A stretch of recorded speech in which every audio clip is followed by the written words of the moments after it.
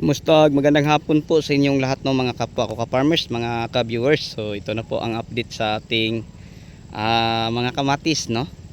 So share ko lang ulit sa inyo. 10 beses lang po ito napipitasan dahil sa sobrang mura.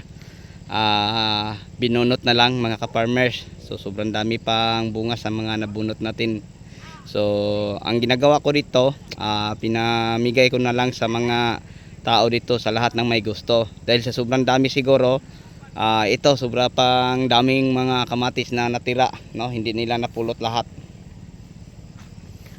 So siguro nakuha na siguro to, no? Nasa mga 1,005 kilos siguro ang nakuha lang dito, pero estimated ko dahil meron tayong nasa 23 ka plat, no, na double row, kasi 46 kalinya lahat. Ganito din karami, no, sa bawat linya. Tingnan nyo hanggang doon pa mga ka-farmers. So dahil meron tayong bagong tanim na napipitasan na naman natin ng 1 tonelada first harvest, ang ginagawa natin sa ating 10 beses, binunot ta. Then ano po, ang kilo is sobrang mura din, parang tag 750 centavos lang, tapos may karton ka pa, dalhin mo pa sa bagsakan ng tanawan. So yun ang kilo, tapos ang kamatis natin ay sobrang ganda. So okay lang mga ka-farmers, kasi 1 tonelada, naka 7.5, karton natin tag 27 bawat isa. So 2,000 plus truck 1,000 diesel, kikita pa tayo, no, 3,000.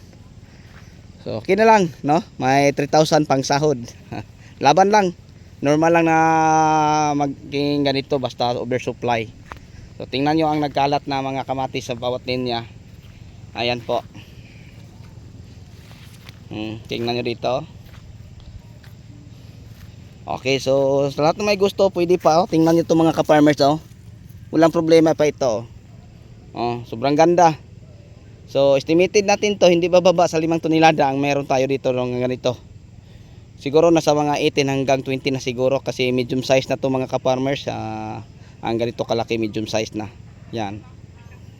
So marami pa mga ka-farmers. Okay, so hanggang ngayon tuloy pa rin ang pamumulot ng mga tao, pero dahil sobrang dami siguro nagsawa na. Ayan po.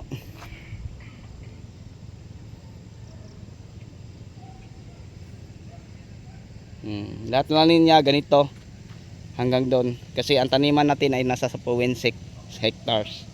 Then sa kabila ganoon din kalaki. Ayan. Okay, so sa inyong lahat, hanggang dito na lang. Maraming salamat po. So yun lang po ang may share at may update ko po sa inyo. Hanggang sa uli, ako na po magpapaalam. Bye bye.